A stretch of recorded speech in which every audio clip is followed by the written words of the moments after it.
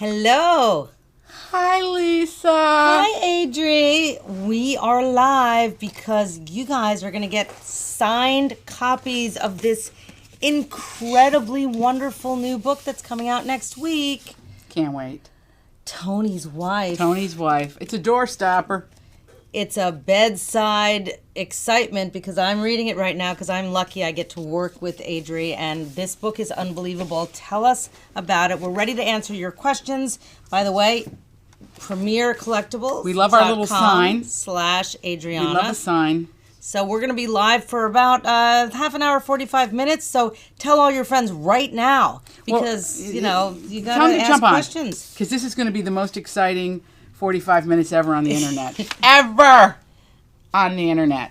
Premier Collectibles, it's a great thing that we're on Premier Collectibles with this book because of premieres. Yeah. And collectibles because it's the story of two kids that meet on the Jersey Shore in 1938 when they're 19 and 20, and eventually they form a singing act. She writes the music and performs, and he sings. He's a crooner.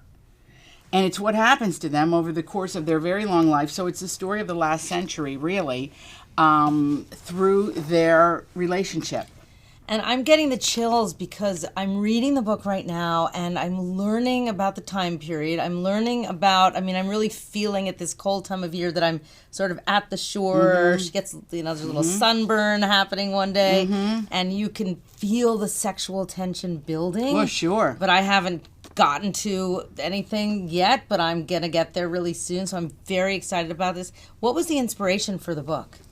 Well, actually, my mother passed away, and so it presented to me sorry. Well, we're all going to go through it. Yes, mine passed away too. We all go through it. We all go through it at some point, and I'm always really bereft when I meet somebody that's lost their mom young or their dad young, as my mother did. My mother lost her father when she was 8 years old. So we all have different stories about our parents, right? Yeah. So and in this book, that's part of the narrative because I think it's always essential when you're going to write about people's lives to really write about their origins and how they get to be where they are in life and why, and why we make the choices we make. That's just really fascinating to me. But in this particular situation, it's the story of ambition, and it's the story of the roles of men and women.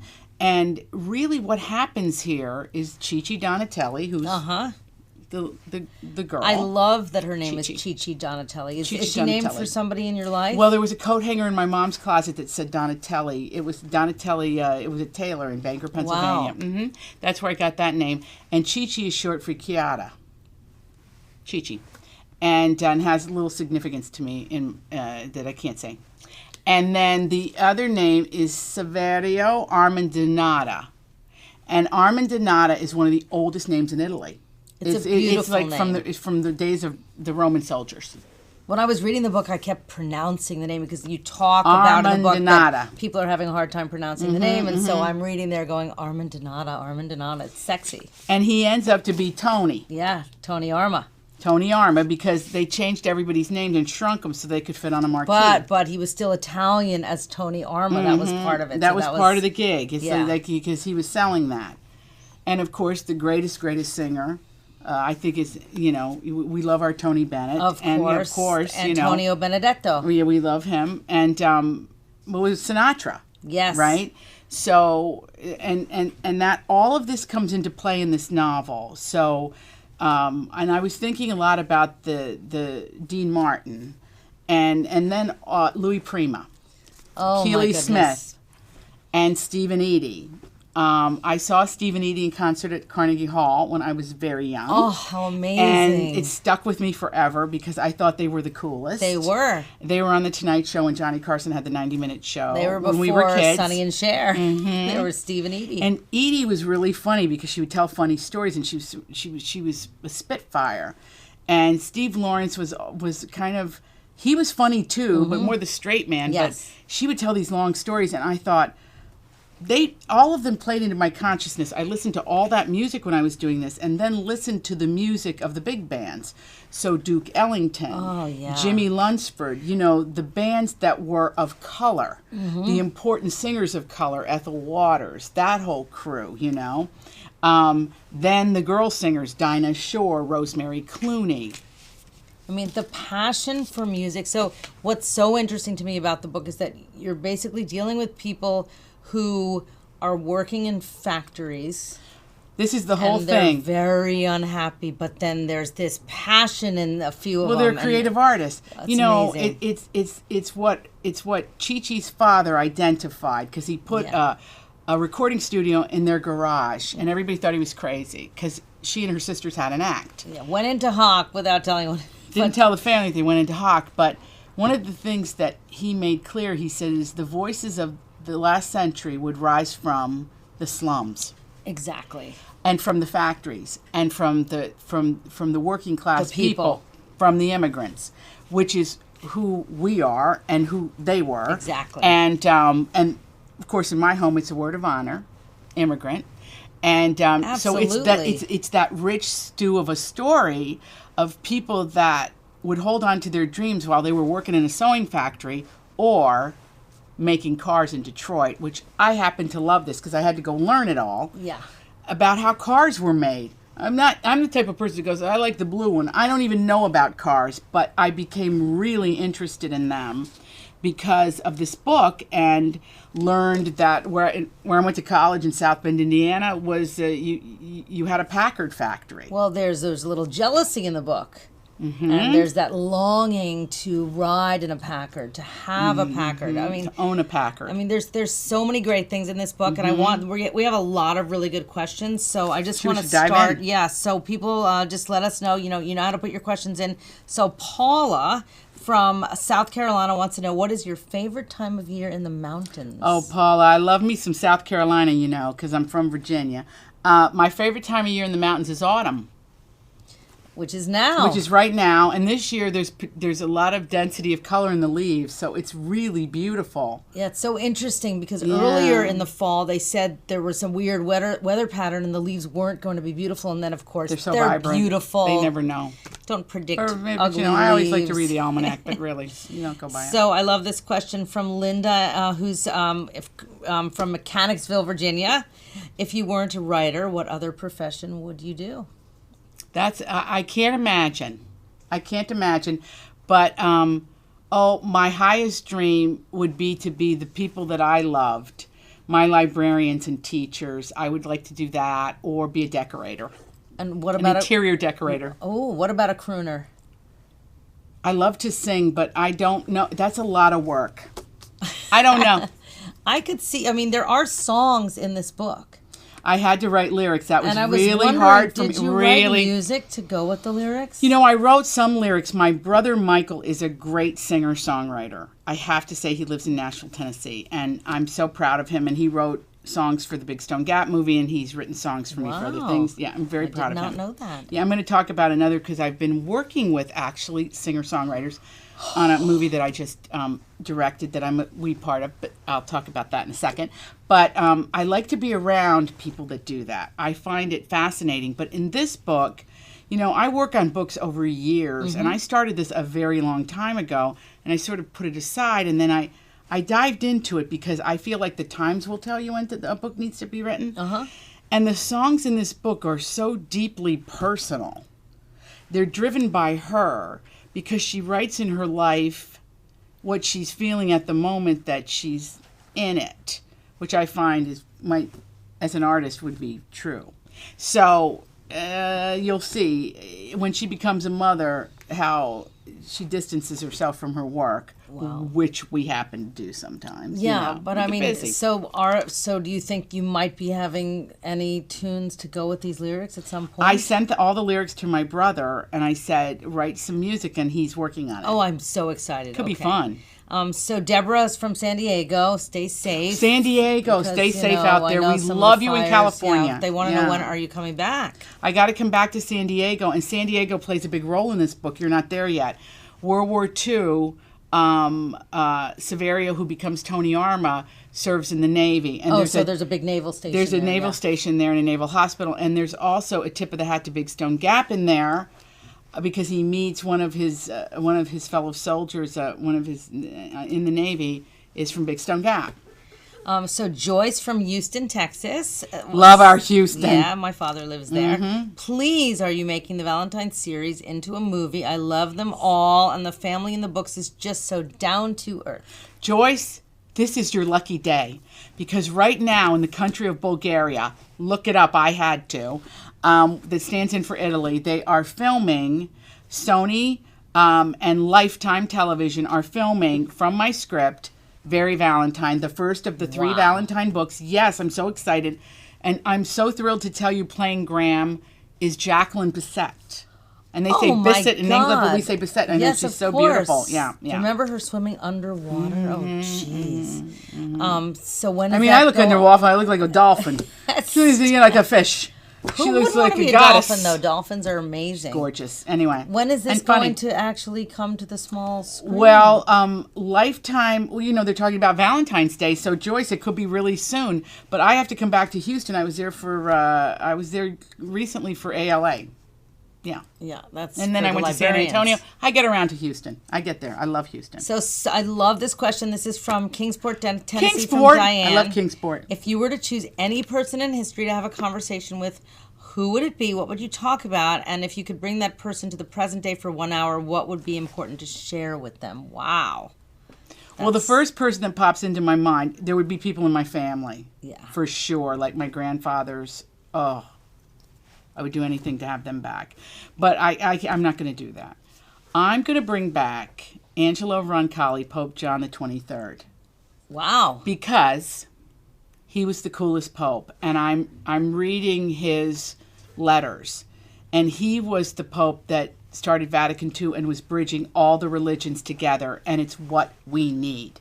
We need the person who was chill and could talk to everybody. The healer of the world. He was the healer.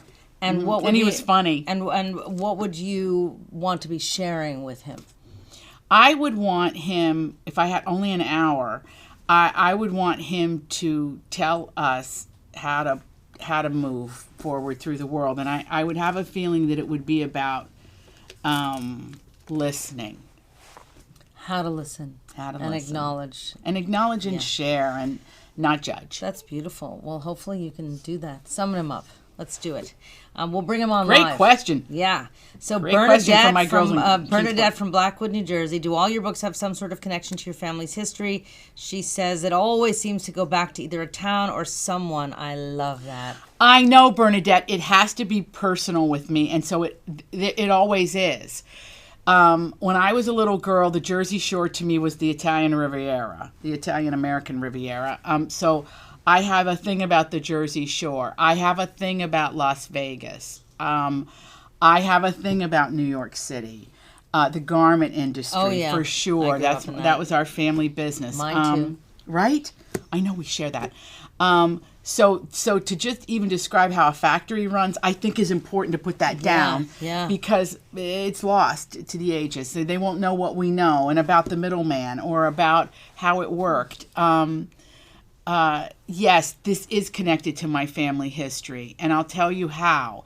In a really deep way, it's about a marriage, and I am very interested in that as a social construct and an institution.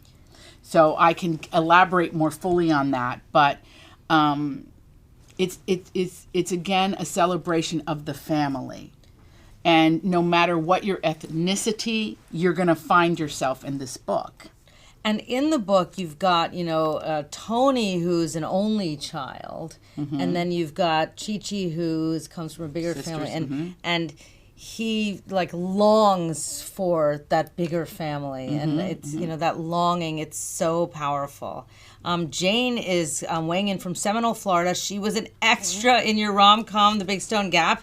She says you did a fantastic job. Will you be making another movie? Jane. Well, yes, just finished. We're in post-production. on Then Came You, written by and starring Kathy Lee Gifford and Craig Ferguson. Oh my God. I mean, Kathy Lee will stun you in this movie. It's beautiful. She wrote the lyrics. Brett James and Sal Oliveri did the music. Brett's the composer. It stars Kathy Lee, Craig, who is scrumptious. They're both scrumptious together. Valida Law, amazing. Ford Kiernan, stupendous. And Elizabeth Hurley. Whoa. Now, who did the casting? Well, we cast it. Kathy really wanted Elizabeth Hurley. I love Elizabeth Hurley. Who doesn't love then Elizabeth I Hurley? did the rest. Wow. Found Amazing. Ford, okay, I was a director, so I have to do everything. I mean, Elizabeth Hurley has been a part of popular culture for decades. And she's fantastic in this movie. Incredible. Yeah, and it's Scotland, Perfect. Scotland. You're gonna love it. Then Came You. So Lisa from Williston Park, and we may have already answered this. She says, "Are there any other movies in the works?" So we've just talked about 2. All right, there's 2, and I'm working on more. Wow. So yes.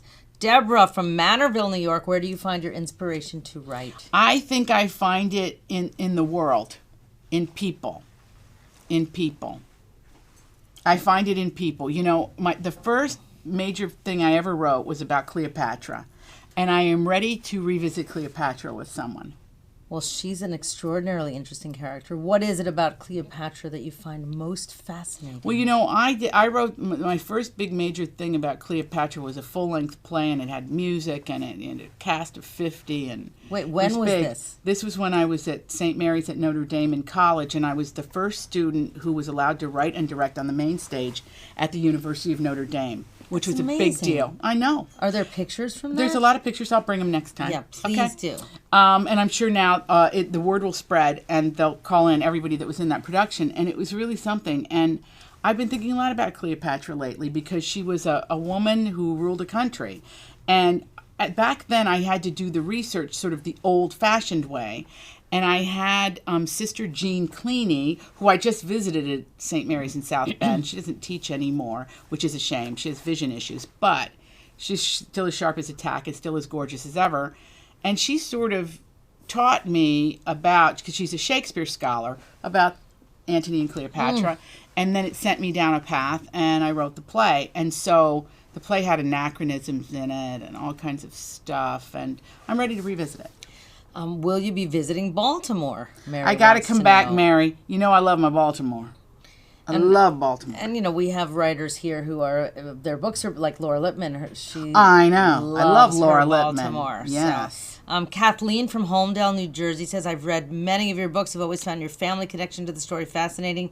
What, if any, is your family connection to Tony's wife?" Well, my father was named Anthony, but everybody called him Tony, although his family called him Sonny. Hilarious. But my family was so present with me with this one because of the music. Because this is really the soundtrack of my grandparents and my mother and father. So I surrounded myself with photographs of them and my father's records. And I actually played the vinyl. I mean, I listened to it. Oh, so you still have the discs? Vinyl. Oh, that's incredible. Yeah. Oh, yeah. And I love that. And I like the scratchy stuff. But here's what's funny. I don't know if it's funny, ironic. When I was a kid, I was like, my father would play this. And my father was a great, great pianist. He should have been in show business. He looked like Louis Prima. And I realized now later he was doing Prima's act because when I listened to the records, my father stole his jokes, which was, okay, sidebar. But he could really play. And I thought at the time, oh, this music, because I liked what I liked, which was not that, okay? So now I really love it because and even Dinah Shore. I mean, I couldn't say I was a Dinah Shore fan, because you were rolling your eyes at Dinah Shore at the time. Really? But quality, as Tony Bennett would say, it sustains itself. And now, you funnily grow enough, into appreciating. I always loved Tony Bennett. Now that was funnily enough, but I always loved Tony Bennett. I don't know, there was something about him that he looked like everybody in my family to me.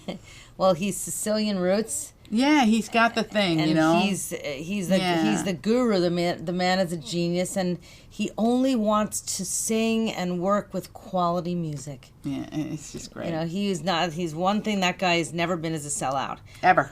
Debbie from Beaverton, Oregon wants to know, what was your favorite part about writing the book? I would say, Deb, that my favorite part about writing this book is what it is when I write anything, which is to close the door and just be with the characters and be in the world that is theirs. That's my favorite part, is to just be alone with them and have them tell me everything. Do they speak to you in your dreams? Mm-hmm. As I work when I sleep.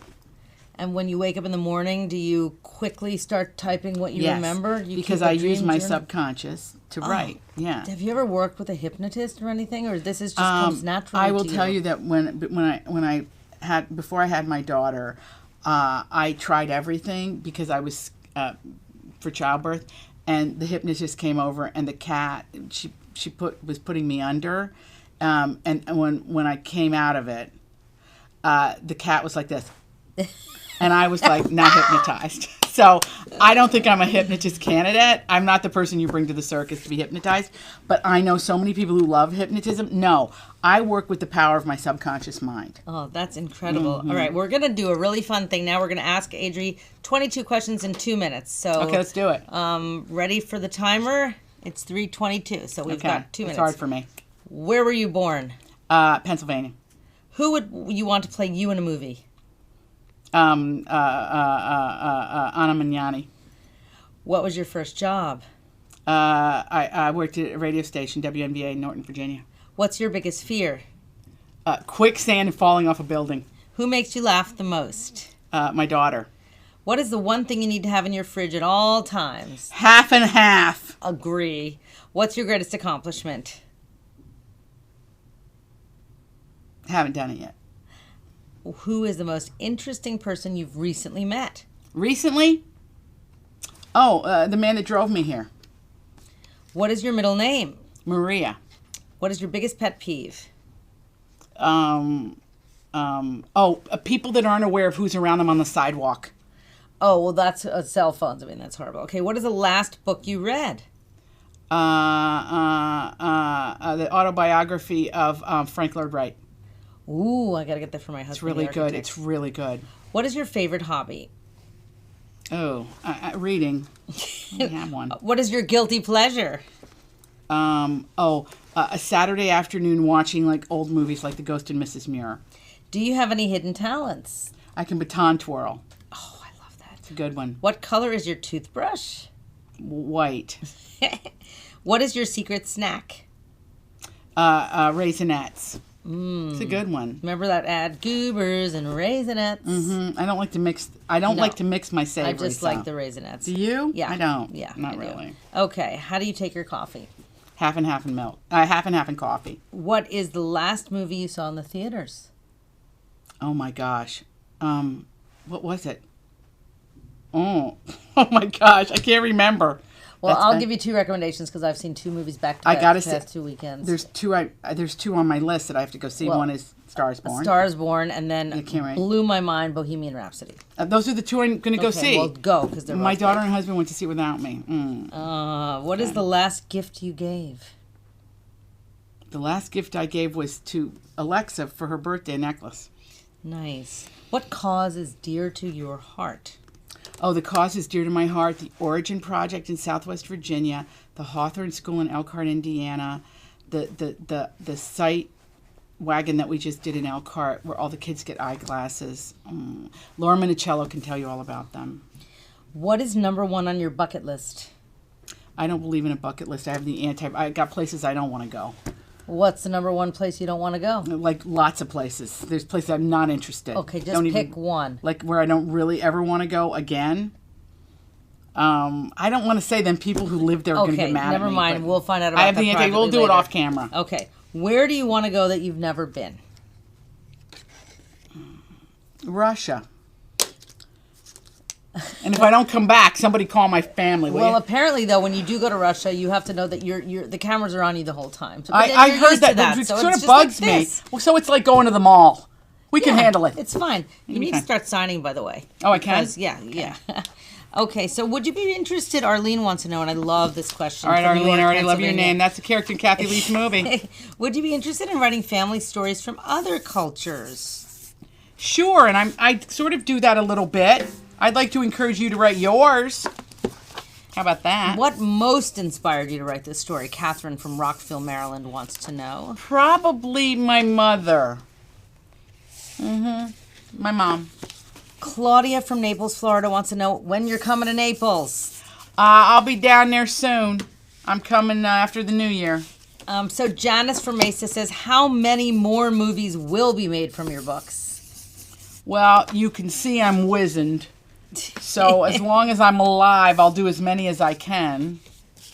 I'll do as many as this is just my advertisement for what I'm doing here. I'm on premiercollectibles.com slash Adriana.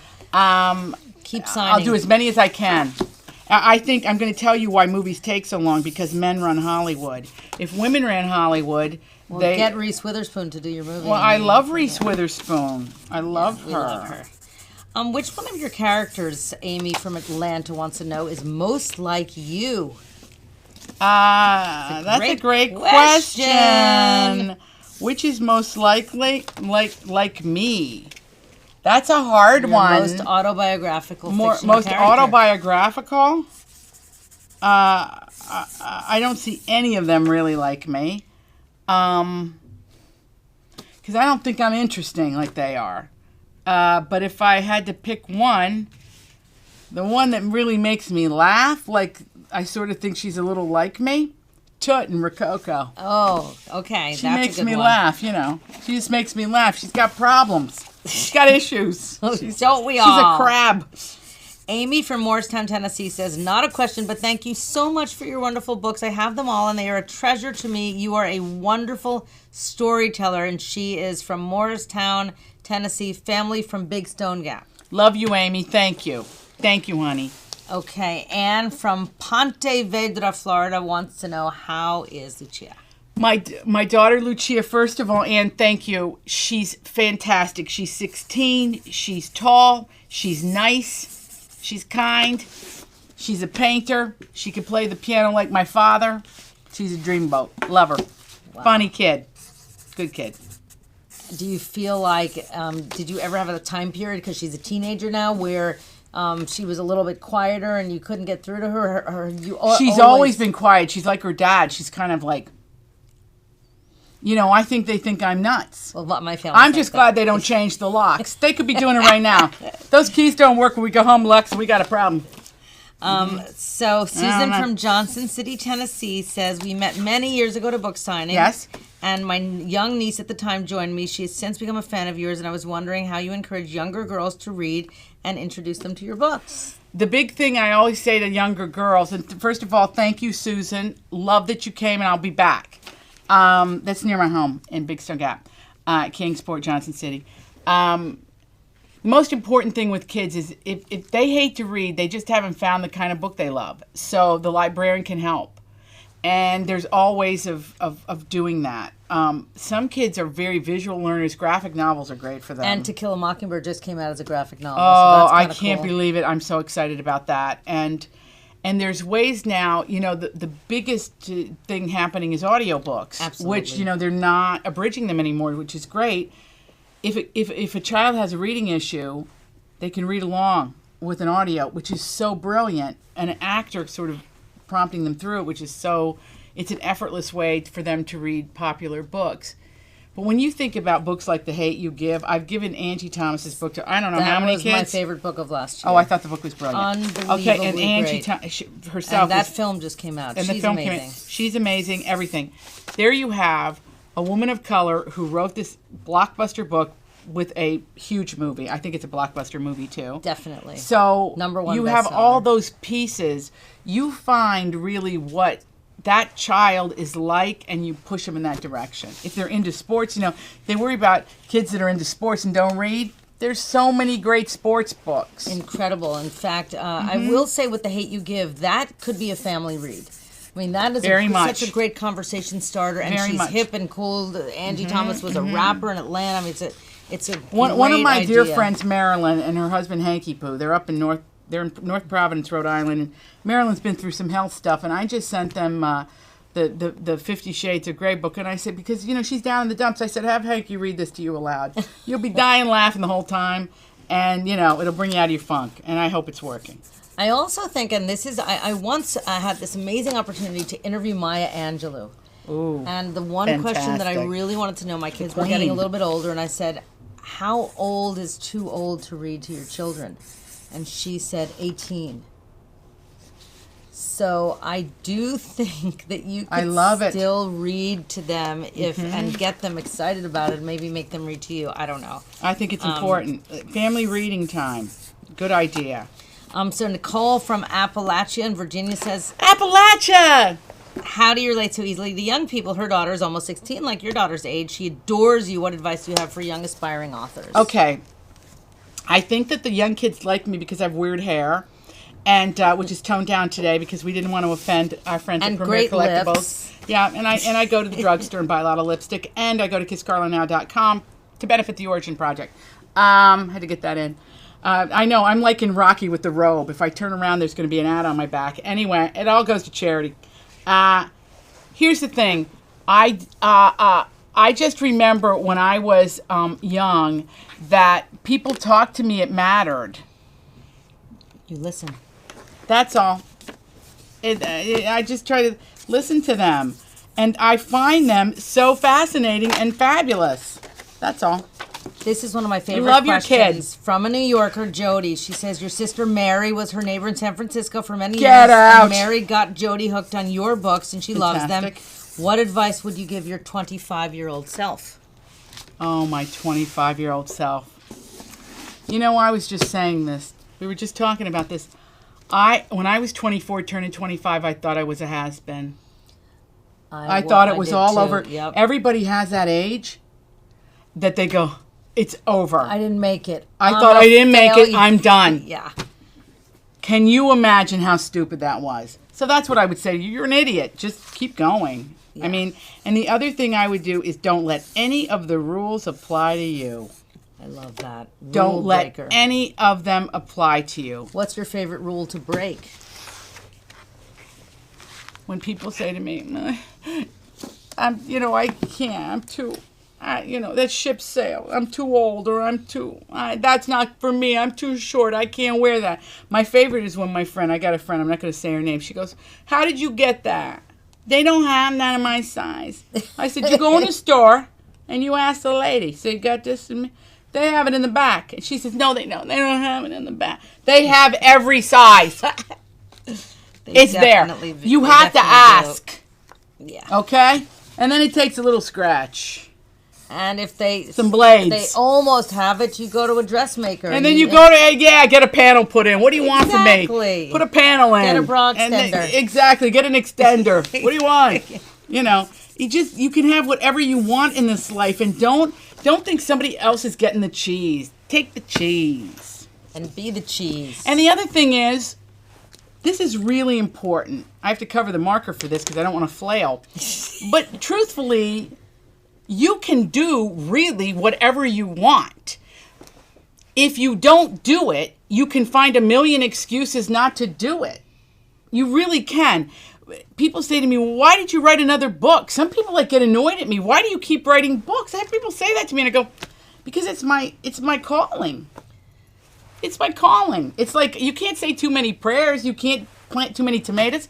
You can't write too many books. Or sing too many songs. Or sing too many songs. Or you get better at it, too. Now, some people, they write one and it's perfect. I'm not that kind of cat. You know what I mean? I got to practice. I'm a practicer. Whatever you want, you can do. And women, we're always told what we can't do. Get rid of the rules. I'm sick of that stuff. Okay. Tell me what I don't want to do. That's great advice. Isn't it great advice? And speaking of writing books, don't let any man tell you. Let me just interrupt you for a second. That's okay. Don't let any guy tell you what to do either, because there's no men listening. We're free. I mean, there's one outside, but there's no men listening to us. But don't let any man define you. And I always say that to my daughter too. Anywhere in your life, because men are fantastic, and I'm close to many men. I love men. But the point is, Don't let them tell you who you are. Now, the reason women, for the life of me, I can't understand. They say there's not a lot of women directors. Yes, there are. A lot of women are directing movies. We need to assert ourselves. That's why I said to you, I'm directing movies.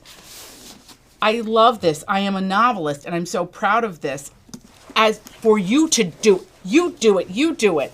This is a great gig.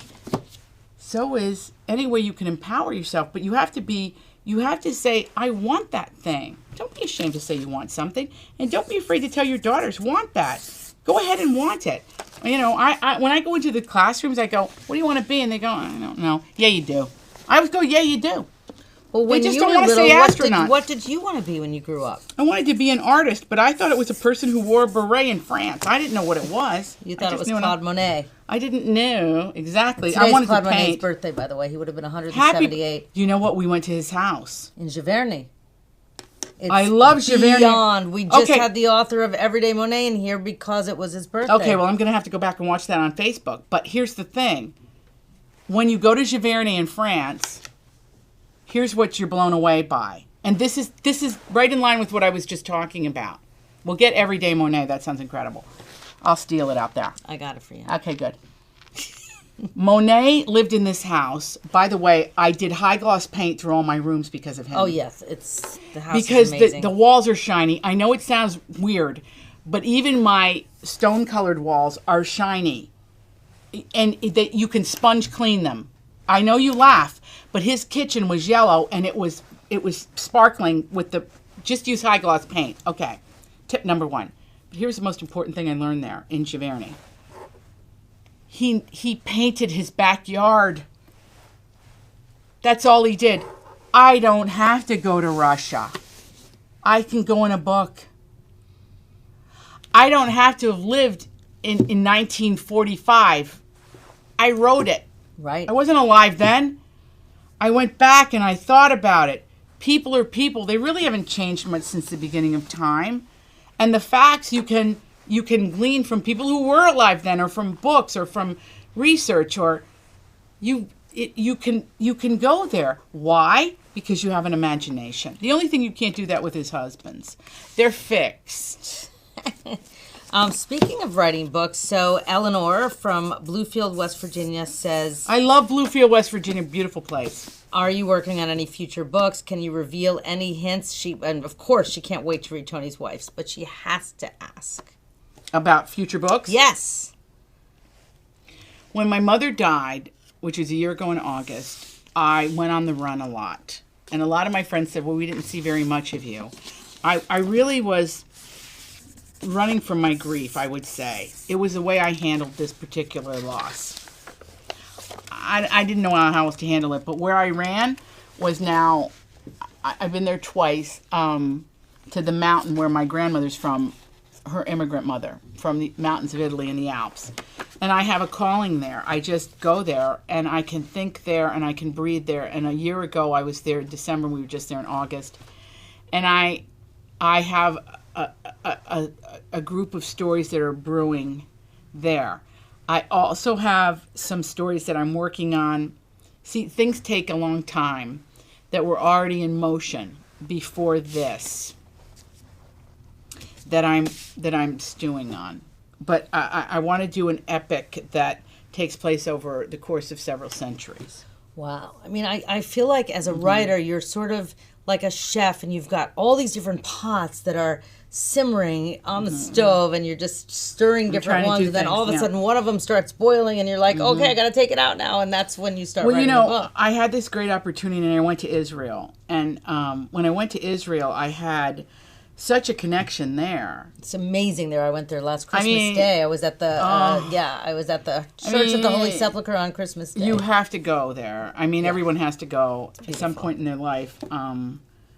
It's an incredible place, and what was astonishing to me is when I loved that mount where the Beatitudes was, because the Beatitudes are very important to me personally, and I'm sure to everybody that's listening.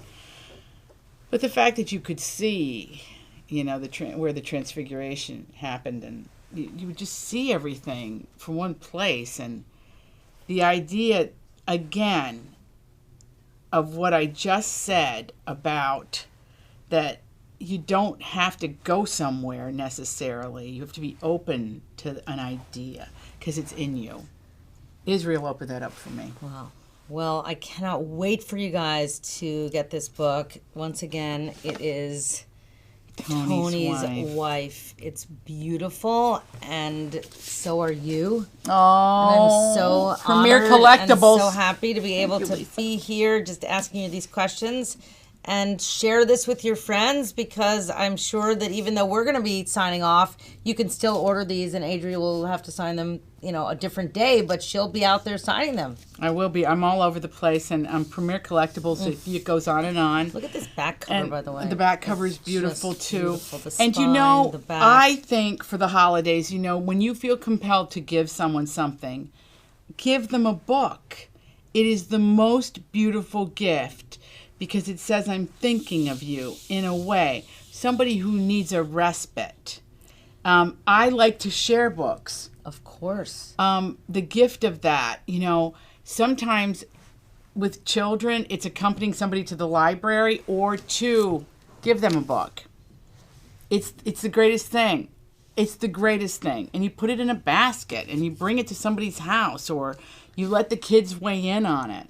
You could also pair it with Italian wine. You could pair it with a wine. You could pair it with music. Oh, that would be a great idea. Mm-hmm. Well, this is a great idea, and I'm excited to be finishing it because I've read a lot of it, but not all of it, and I'm excited for you guys to start it. So thank you, and we're going to wave you off.